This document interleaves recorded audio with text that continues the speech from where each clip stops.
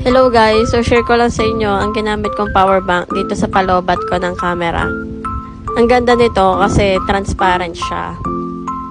Fast charging ang claim ng 20,000 mAh power bank na to, and also meron na rin siyang Type-C and iPhone cable.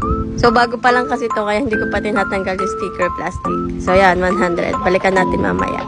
So habang nag-aantay, phone muna yung gamit ko sa pagbi-video.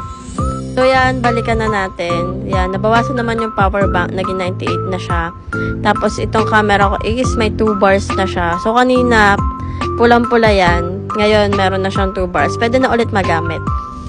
So true to its claim, fast charging nga siya. At nagamit ko naman siya ng buong event.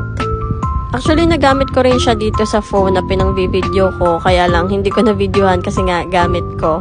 Dito siya mabibili guys. Yan. Thank you for watching and God bless you all. Nga pala pag uwi ko,